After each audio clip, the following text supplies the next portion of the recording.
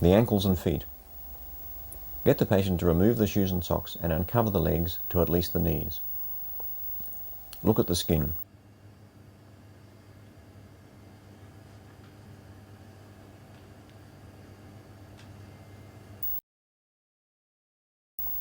Deformities affecting the forefoot include hallux valgus, which is a fixed lateral deviation of the main axis of the big toe, and clawing, a fixed flexion deformity, and crowding of the toes.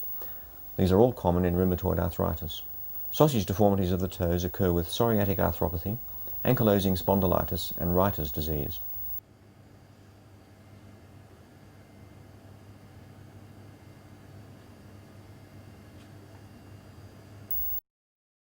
Look for the nail changes that suggest psoriasis.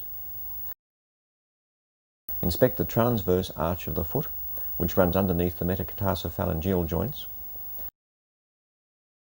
and the longitudinal arch, which runs from the first metatarsophalangeal joint to the heel, for flattening. Calluses over the metatarsal heads on the plantar surface of the foot occur with subluxation of these joints. Starting with the ankle, feel for swelling around the lateral and medial malleoli.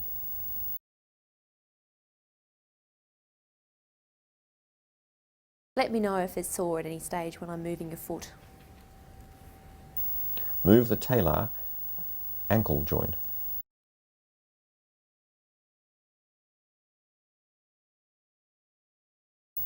Dorsiflexion is tested by raising the foot towards the knee, and plantar flexion by bending it the other way.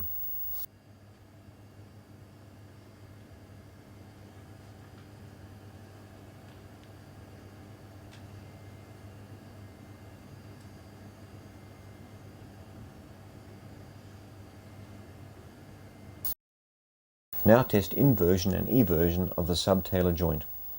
Hold the ankle and turn the foot inwards and outwards.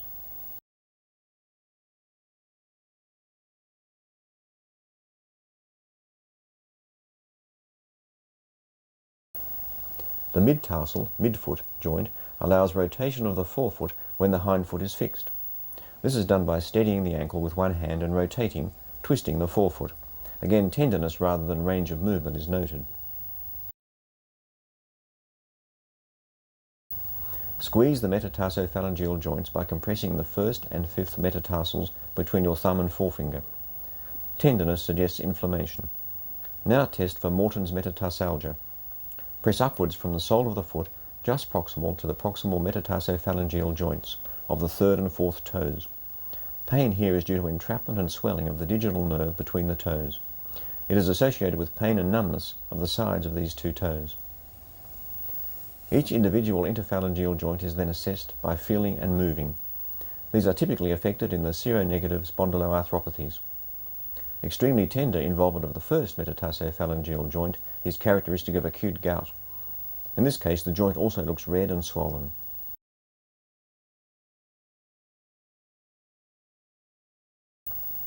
Palpate the Achilles tendon for rheumatoid nodules and tenderness due to Achilles tendinitis.